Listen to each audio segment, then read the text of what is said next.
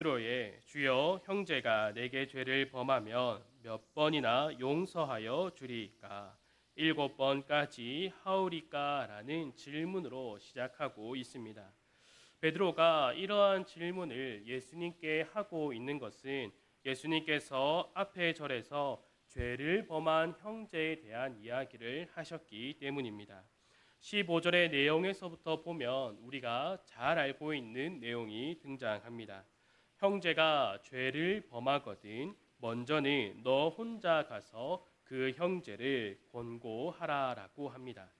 그 권고를 듣고 죄를 범한 형제가 돌이키게 되면 너는 그 형제를 얻을 것이다 라고 예수님께서 말씀을 하시죠. 그러나 그 형제가 그 말을 듣지 않는다면 한두 사람을 더 데리고 나서 다시금 권고하라라고 합니다. 그러나 그 말도 듣지 않는 경우에는 교회에 알리고 교회가 그 사람을 권고할 수 있도록 하라라고 하였습니다. 그러나 교회의 말도 듣지 않는다면 그 죄를 범한 형제를 이방인과 세리와 같이 여길 것을 예수님께서 말씀하셨습니다. 베드로는 이 예수님께서 하시는 말씀을 듣고 죄를 범한 형제에게 혼자 그리고 한두 사람이 같이 그리고 교회 이렇게 표면적으로 보았을 때에 3번 정도 범죄한 형제를 찾아가라는 그 말을 듣고 지금 예수님께 질문을 던지고 있는 것이죠. 주님, 범죄한 형제를 3번이 아니라 7번까지라도 용서할까요? 라고 질문을 던지고 있는 것입니다. 여기서 7, 숫자 7은 유대인들에게 있어서 완전함을 의미하고 있습니다. 베드로는 범죄한 형제를 3번 용서하는 것보다 그래도 7번 정도 용서해 주는 것이 좋지 않겠습니까? 라고 예수님께 지금 질문을 하고 있는 것이죠. 아마 베드로는 예수님께 칭찬을 받고 싶어서 이러한 질문을 지금 하고 있는 것 같습니다. 베드로의 말을 들은 예수님은 몇 번까지 용서하라라고 합니까? 7번뿐만 아니라 7번을 70번까지라도 용서하라라고 예수님은 베드로에게 말씀하고 있습니다. 유대인들에게 있어서 숫자 7은 완전함을 의미한다라고 했습니다. 또 그들에게 숫자 10은 힘과 능력 그리고 완전한 질서와 충만을 의미하고 있습니다. 이렇게 중요한 숫자 7과 또 10을 곱한 70, 1은 완벽한 그 자체를 말하고 있는 것이죠. 7번씩을 70번까지 숫자로 보면은 490번이지만 이는 무조건적으로 그 형제를 용서해 주어야 한다는 의미를 가지고 있습니다. 그리고 나서 예수님은 우리가 잘 알고 있는 비유를 또 제자들에게 말씀해 주고 계십니다.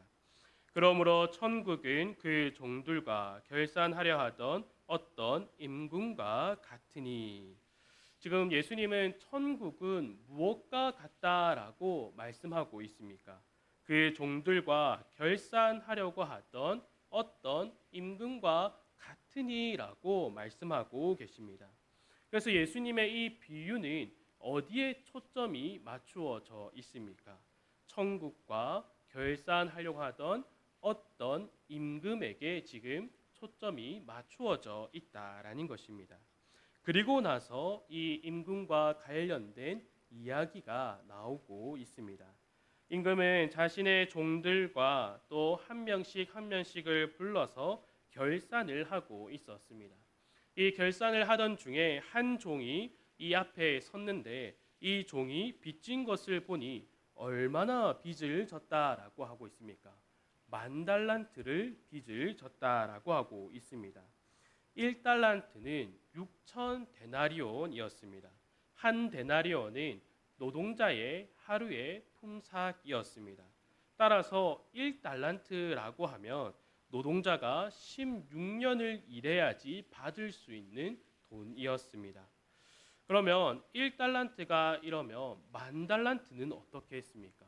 아마 16만 년을 일해야지만이 얻을 수 있는 금액이었습니다. 지금 돈으로 환산하면 한 6조 원 정도가 된다라고 합니다. 상상도 할 수 없는 그 금액을 지금 이 종이 빚을 지고 있었던 거죠. 그런데 문제가 생겼습니다. 그 금액이 크기도 하지만 그 종에게 갚을 능력이 없었다라는 겁니다. 25절에는 그 빚진 종의 몸과 아내와 자식들 모든 소유를 다 팔아서 그것을 갚도록 하고 있습니다. 그런데 그것을 아마 다 팔고도 그 빚을 갚기란 어려웠을 겁니다. 모든 것을 팔아서 갚게 하라는 그 임금의 명령을 듣자 만달란트 빚진 종이 엎드려 절하며 왕에게 나에게 참으소서 어떻게 해서든 다 갚겠습니다라고 말하고 있습니다. 이 말을 들은 임금이 어떻게 말하고 있습니다.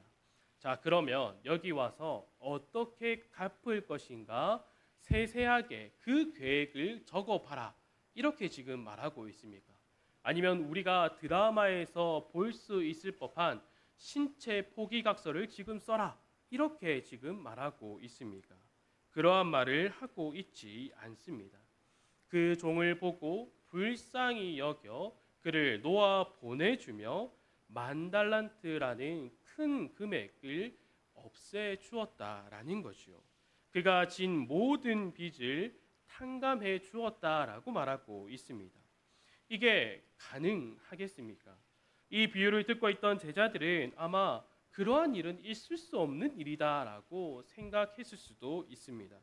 그런데 만달란트 빚진 자는 용서를 받았습니다. 그가 왜 용서를 받았습니까? 임금이 만달란트 빚진 종을 불쌍히 여겨서 그 빚을 탕감해 주었다라고 해서 그가 용서를 받은 것입니다. 용서를 받은 종이 얼마나 기뻤겠습니까? 그렇게 왕궁을 나오다가 자기에게 빚을 진 동료를 만나게 됩니다. 인사도 하기 전에 그가 어떤 행동을 하고 있습니까? 그에게 달려가서 그의 목을 잡았다라고 말하고 있죠. 목을 잡은 다음에 야, 언제 내 빚을 갚을래라고 윽박 지르고 있습니다. 그 빚진 동료는 그에게 100데나리온을 빚을 졌습니다. 한 4개월치의 월급이라고 할 수도 있죠. 분명히 자기는 만달란트 16만 년을 일해야지만이 얻을 수 있는 그 금액을 조금 전에 다 탕감을 받았지만 그것과 비교할 수 없는 4개월치의 월급을 빚을 진 동료를 만나자마자 그에게 윽박지르며 그의 목을 잡은 다음에 그 빚을 탕감해 주지도 않고 있다라는 겁니다. 그리고 나서 그 동료를 옥에 가두었다라는 것을 우리가 볼 수 있습니다. 이것을 본 다른 동료들이 어떻게 합니까? 몹시 안타깝게 생각하여서 임금에게 가서 모든 것을 알렸습니다. 임금은 이 만달란트 탕감을 받은 자를 불러다가 꾸짖으며 이렇게 말하고 있습니다. 오늘 본문 33절을 한번 다 같이 읽어보도록 하겠습니다. 시작. 내가 너를 불쌍히 여김과 같이 너도 내 동료를 불쌍히 여김이 마땅하지 아니하냐 하고 너가 내 앞에 엎드려 있을 때에 불쌍히 여겼던 것처럼 너도 너의 동료가 너의 앞에 똑같이 엎드렸을 때에 그 전에 너의 모습을 떠올리지 못했느냐? 그때 너의 일을 기억하지 못하고 너를 불쌍히 여겼던 나를 기억하여서 나와 똑같이 내 동료를 불쌍히 여기는 것이 당연한 게 아니냐라고 하는 것이죠. 그리고 그를 꾸짖은 다음에 그의 빚을 다 갚도록 옥졸들에게 넘겼다라는 것을 우리가 볼 수 있습니다. 그리고 마지막으로 예수님은 제자들에게 이렇게 말씀하십니다. 너희가 각각 마음으로부터 형제를 용서하지 아니하면 나의 하늘 아버지께서도 너희에게 이와 같이 하시리라. 아멘. 범죄한 형제에게 혼자 가서 권고하고 한두 사람과 같이 가서 권고하고 또 교회가 가서 권고하고라는 예수님의 말씀을 듣고 그래도 3번보다는 7번이라도 용서하는 게 좋지 않습니까? 라고 생각한 베드로에게 예수님은 횟수로, 형식으로 형제를 용서하라는 것이 아니라 무조건 그 형제를 용서하라라고 하시며, 비유를 통하여서 불쌍히 여김을 받아 용서를 받았다면 당연하게도 다른 사람도 불쌍히 여겨 용서하라라는 말씀을 주시고 있습니다. 예수님이 이 비유를 하실 때에 어디에 초점을 두고 이 비유를 말씀하고 계신다라고 하였습니까? 바로 23절에 천국은 그 종들과 결산하려 하던 어떤 임금과 같으니라고 하며 이 비유를 시작하고 있다라는 것이죠. 비유의 내용에서 임금은 10,000달란트 빚진 자를 불쌍히 여겨 빚을 탕감해 주었습니다. 어떠한 것을 보고 탕감해 주었을까요? 10,000달란트 빚진 자가 엎드려 빌었기 때문에 그 모습을 보고 이 임금이 죄를 용서해 주었을까요? 그렇지 않습니다. 바로 이 빚을 진 자가 임금의 종이었기 때문입니다. 임금의 종인 이유로 그 큰 빚을 지고도 그 임금에게 용서를 받을 수 있었다라는 겁니다. 그리고 나서 용서를 받은 종이 용서하지 못한 모습을 본 임금이 어떠한 것을 꾸짖고 있었습니까? 내가 너를 불쌍히 여긴과 같이, 내가 너를 불쌍히 여긴 것 같이라고 말씀하시면서 너도 내 동료를 불쌍히 여김이 마땅하지 아니하냐라고 꾸짖고 계시다라는 겁니다. 이는 너가 용서를 받았으니 당연히 용서해야지라는 그 말보다 더욱더 깊은 의미를 가지고 있습니다. 바로 그 의미는 달라진 인생을 살아갈 때에 너는 그 달라진 인생을 분명하게 살아가야 한다라는 것을 말해주고 있습니다. 그는 빚을 진 자에서 용서함을 받은 자가 되었습니다. 그리고 용서할 수 있는 자가 되었다라는 것을 이 비유에서 말해주고 있는 것입니다. 임금 앞에서만 달란트의 빚을 탕감받은 용서, 이것은 우리가 받은 용서와 같습니다. 우리는 하나님께 죄를 범한 자들이며 영원한 형벌을 받을 수밖에 없는 자였습니다. 죄 가운데 죽어 있었기 때문에 그 죄를 갚을 능력이 하나도 없는 자였다라는 거죠. 그러한 우리를 하나님께서 용서하시고 구원하여 주셨습니다. 이 구원은 죄 가운데 죽어 있어서 악을 행하고 항상 죄를 지을 수밖에 없던 우리를 단순히 죄를 안 짓는 자리, 죄를 용서받는 자리로 옮겨 놓은 것이 아니라 죽어 있는 우리에게 새 생명을 주시고 죄의 노예가 아닌 하나님의 자녀가 되게 만드시고 또한 옛 모습을 버리고 새 사람을 옷 입게 해 주었습니다. 그렇다면 우리가 입은 새 사람이 무엇입니까? 골로새서 3장 12절과 14절에서는 오늘 이렇게 말하고 있습니다. 우리 한번 다 같이 한번 읽어보도록 하겠습니다. 시작. 그러므로 너희는 하나님이 택하사 거룩하고 사랑받는 자처럼 긍휼과 자비와 겸손과 온유와 오래 참음을 옷 입고 누가 누구에게 불만이 있거든 서로 용납하여 피차 용서하되 주께서 너희를 용서하신 것 같이 너희도 그리하고 이 모든 것 위에 사랑을 더하라. 이는 온전하게 매는 띠니라. 아멘. 여기서 말하고 있는 것이 무엇입니까? 우리에게는 이전에는 긍휼, 자비, 겸손, 온유, 오래 참음, 용서, 사랑이라는 것이 우리에게 없었다라는 것입니다. 이러한 것을 소유하고자 하는 생각조차 없던 우리에게 하나님께서 무엇을 주셨다라고 합니까? 하나님께서 우리를 택하시고 예수 그리스도를 통하여 우리를 구원하여 주심으로 아버지 하나님과 우리의 구주 예수 그리스도처럼 긍휼과 자비와 겸손과 온유와 오래 참음, 용서 그리고 사랑을 소유하게 된 자로 변화시켜 주셨다라는 겁니다. 그리고 이렇게 변화된 우리는 이것을 소유할 뿐만 아니라 이것을 행하며 나타낼 수 있는 자로 변화시켜 주셨다라는 것을 말씀하고 있습니다. 이렇게 변화를 받았고 또한 변화된 삶을 살아가야 하는데 이전과 같이 용서를 모르는 옛 모습으로 살아가고자 한 그 만달란트 빚진 자를 임금이 꾸짖고 있다라는 것입니다.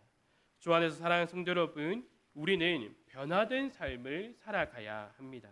조금 전에 읽었던 골로새서 3장 12절에 그러므로 너희는 하나님이 택하사 거룩하고 사랑받는 자처럼이라고 말하고 있습니다. 여기서 이것을 누구를 뜻하겠습니까? 바로 예수 그리스도를 뜻하고 있으며 그렇기 때문에 우리가 얻은 이 긍휼과 자비, 겸손, 온유, 오래 참은 용서 그리고 사랑이 나타난다라는 것은 예수 그리스도를 닮아가는 삶이다라는 것을 우리에게 말해주고 있습니다. 그런데 여기에 우리가 우리의 생각, 어떠한 가치, 기준을 더해서는 안 된다라는 것이요. 만달란트 빚진 자가 용서받은 것은 그가 임금의 종이었기 때문이었습니다. 다른 그 어떤 이유나 조건이 없었다라는 거죠. 그래서 7번이나 용서할까요? 라고 말한 베드로에게 예수님은 마음으로부터 용서하라라고 말씀하십니다. 우리가 베드로처럼 우리에게 있는 어떠한 생각, 어떠한 기준, 다른 가치를 더해서 이 용서를 생각하게 된다면 그것은 우리가 받은 용서와 다른 용서가 된다라는 것입니다. 나는 어떠한 조건도 없이 용서함을 받았지만 내가 다른 이를 용서할 때에 나의 남다른 어떠한 가치와 기준과 생각을 더하게 되면 어떻게 되겠습니까? 내 마음에 들어야지만이 용서하지 않겠습니까? 예수님은 그러한 우리의 생각과 가치, 기준을 더하는 것이 아니라 너희 마음에 새롭게 주어진 그 마음, 예수 그리스도의 마음을 가지고 너희의 그 어떠한 생각과 가치와 기준을 더하지 말고 온전히 용서를 나타내라라고 말씀하고 계시는 겁니다. 우리는 온전히 예수 그리스도를 더욱더 닮아가는 삶을 살아가야 합니다. 그러나 이 예수 그리스도를 닮아가는 삶이 우리에게 있어서 힘든 것이 될 수 있습니다. 왜냐하면 예수 그리스도를 닮아간다라는 것은 세상이 말하는 것과 완전히 다른 방향으로 가는 것이기 때문입니다. 또 내 속에서 올라오는 것을 억누르며 살아가는 것이기 때문에 예수 그리스도를 닮아가는 삶은 어려울 수밖에 없습니다. 그래서 오늘 본문은 예수 그리스도를 닮아가는 삶이 단지 힘든 것이 아니라 성도된 자의 자랑이자 감사가 넘치는 것임을 우리에게 알려주고 있습니다. 오늘 비유의 시작을 다시 한번 생각을 해 봅시다. 어떻게 시작하고 있다라고 했습니까? 천국은 그 종들과 결산하려 하던 어떤 임금과 같으니입니다. 천국은 빚을 탐감받기 위하여서 엎드린 종과 같으니라고 말하고 있지 않다라는 겁니다. 천국은 그 종들과 결산하려 하던 어떤 임금과 같으니라고 시작하며 빚진 종을 그 임금이 불러들이고 있다라는 겁니다. 아마 이 빚을 진 자는 임금과 만나고 싶지 않았을 겁니다. 어떻게 해서든 임금과 가장 멀리 떨어진 곳에서 살고 싶었고 또한 더욱더 멀어지고 싶었을 겁니다. 그 임금과 마주치려고도 하지 않았을 겁니다. 마주치면 자신이 진 빚이 생각나고 또 곧장 갚으려 할까봐 그랬던 것이죠. 이 빚을 진 자가 잘 피해 다녔었다라는 거죠.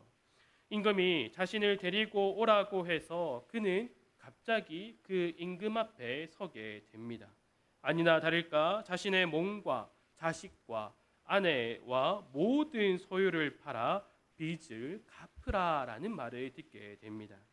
그 말을 듣고 두려운 나머지 엎드려서 용서해 달라고 하니 임금이 용서를 해 준다라고 말을 합니다.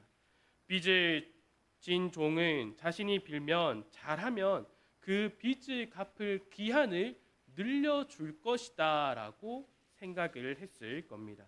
그러나 임금은 어떻게 말을 합니까? 아예 그 빚 모두를 탕감해 주고 있다라는 거죠. 임금이 왜 그런 결정을 내렸는지는 모릅니다. 누구만 그 이유를 알고 있겠습니까? 바로 빚을 탕감해 주고 용서한 임금만이 그 이유를 알고 있다라는 겁니다. 마치 임금은 처음부터 그 빚을 탕감해 주기 위하여서 종을 찾고 불렀는지도 모릅니다. 우리가 알 수 있는 것은 종이 임금을 찾아와서 용서를 구한 것이 아니라 임금이 그 종을 불러 그를 용서해 주었다라는 것입니다. 마치 하나님께서 우리를 택하시고 죄를 범한 우리를 구원하시기 위하여서 예수 그리스도를 보내어 주시고 그 예수 그리스도께서 길을 잃어버린 양과 같은 우리를 찾아 구원하여 주시며 기뻐하신 것과 마찬가지라는 겁니다. 이것이 우리의 기쁨이요 즐거움이며 감격이 되며 성도된 자들의 자랑이 된다라는 것입니다. 그리고 성도의 삶을 살아가도록 하는 힘과 능력이 된다라는 거죠. 예수님은 오늘 본문의 비유를 통하여서 우리에게는 우리의 죄를 용서해 주시는 아버지 하나님이 계시며 용서받은 우리에게 하나님의 사랑과 긍휼이 주어졌으며 그 하나님의 사랑과 긍휼을 우리의 삶에서 나타내는 성도의 삶을 살아가야 함을 우리들에게 알려주고 계십니다. 이것을 어떠한 의무로 행하는 것보다 죄인인 나를 찾아오셔서 나를 불쌍히 여겨주시며 죄를 용서해 주시고 자녀로 삼아 주신 아버지 하나님의 사랑과 긍휼과 은혜에 대한 감격과 기쁨으로 마땅히 형제를 용서해 주라라고 예수님은 말씀하고 계십니다. 성도된 자랑과 감사가 우리의 삶 가운데서 분명하게 나타나야 한다라는 것을 예수님은 우리들에게 말씀해 주고 있습니다. 주 안에 사랑하는 성도 여러분, 예수 그리스도를 닮아가며 우리가 받은 그 사랑과 긍휼과 용서를 우리의 삶에서 나타내는 것이 힘들 수 있습니다. 그러나 우리가 먼저 기억해야 할 것은 우리가 이미 그 긍휼을 얻었으며 용서함을 받았고 그 사랑을 소유하게 된 자라는 사실을 기억하시기를 바랍니다. 또 이러한 것을 우리가 소유하는 것에서 그치는 것이 아니라 우리의 삶 가운데서 그 긍휼과 자비와 오래 참음과 하나님의 그 놀라우신 사랑이 나타날 수 있도록 성령 하나님께서 우리의 삶을 계속해서 인도하여 주신다라는 것을 꼭 기억하시며 그러한 삶을 살아갈 때에 우리에게 힘든보다 성도된 것이 자랑스러우며 또한 기쁨과 감격이 넘쳐나는 그 은혜 가운데서 그리스도를 더욱더 닮아가는 우리 성도들이 되기를 간절히 소망합니다. 함께 기도하도록 하겠습니다. 하나님 아버지 감사합니다. 우리가 받은 그 놀라운 은혜와 자비와 긍휼과 사랑을 날마다 기억하며 살아갈 수 있도록 붙들어 주시옵소서. 우리의 그 어떠한 조건을 보고 우리를 구원해 주신 것이 아니라 창세전에 하나님께서 우리를 택하시고 우리를 구원하여 주셨다라는 것을 늘 기쁨과 즐거움으로 생각하게 하여 주시고 그 기쁨과 즐거움과 풍성한 은혜 속에서 예수 그리스도를 닮아갈 수 있도록 붙들어 주시옵소서. 우리가 받은 그 용서함과 긍휼과 사랑이 우리의 삶 가운데서 나타나기를 간절히 소망합니다. 우리가 이것을 어떠한 의식적으로 또한 의무로서 행하는 것이 아니라 하나님께서 베풀어 주시는 그 은혜에 감격하여 기쁨과 즐거움으로 날마다 하나님을 찬송함으로 그 사랑과 자비와 긍휼이 또 용서가 흘러나올 수 있도록 우리의 삶을 더욱더 예수 그리스도를 닮아가는 삶으로 인도하여 주시옵소서. 이 모든 것 예수님의 이름으로 기도드립니다. 아멘.